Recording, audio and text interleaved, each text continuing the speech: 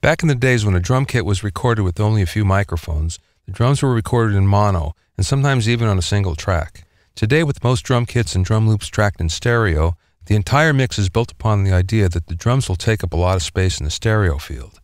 In this video, I'm going to show you a couple of different concepts that you can use for your drum panning.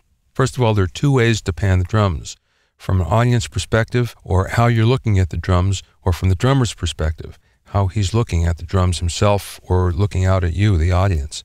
90% of most mixers that I know pan it from the audience perspective, and that's very comfortable to them, although it might work from the other way as well. First of all, let's listen to this track with just the drums in mono, and listen to what they're like. They're powerful as is, but they don't have a sense of spaciousness.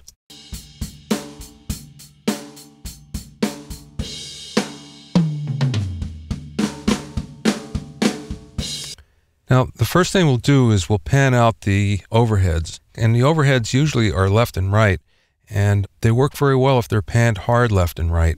They're also the most dramatic. It might not be the best way to put them, but at least to start, you can really hear it well. So let's go up and pan the left overhead and the right overhead and have a listen.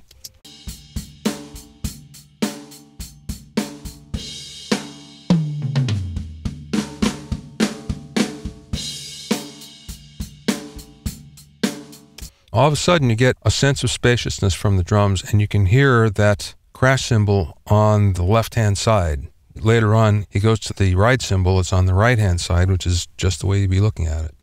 Now, the next thing we're going to pan out is going to be the toms. And if we listen to the tom fills right now, they're all up the middle. Each single one of them are at the same level, but they're fairly boring as is. And the way we're listening to them live, if we're standing in the room 6 feet in front of the drummer, that's not the way it's going to sound. So let's start by just panning this out a little bit. We won't pan too much. We'll go about 30% to the right, 30% to the left on the rack toms, and the floor tom will take a lot wider because that's going to be at the edge of the kit. Now let's listen to the drum fill.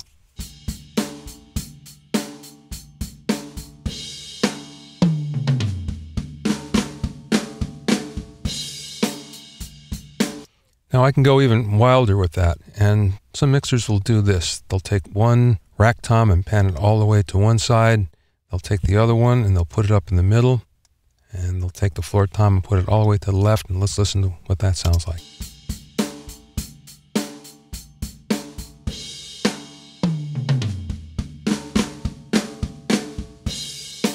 That doesn't sound quite as real that way, because that's not what you would hear if you were standing 6 feet in front of the drums.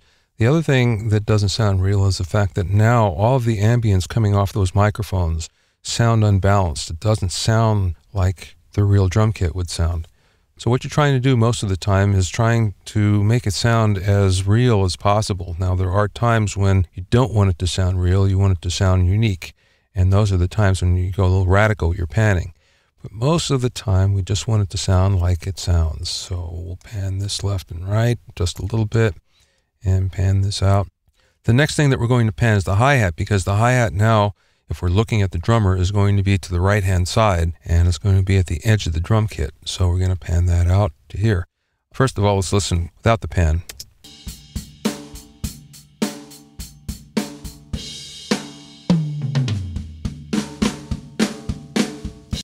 Now let's listen when it's panned out to the right.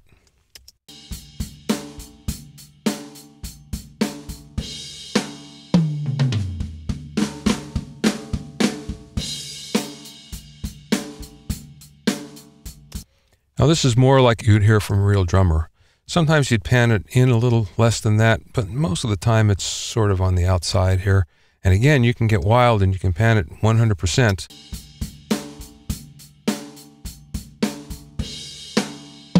Usually with drums, when you start to pan things either hard left or hard right, it doesn't sound quite as natural. The only thing that does sound natural on drums that's hard left and hard right are the overheads. And there are times when you might not want to do that as well. Remember, the more space you have, usually the less power you have as well. So sometimes if you want the drum sound more powerful, you'll bring these overheads in, and you'll bring it to somewhere in the middle between the hard left or hard right and the center. And this will give you a bit more powerful sounding kit.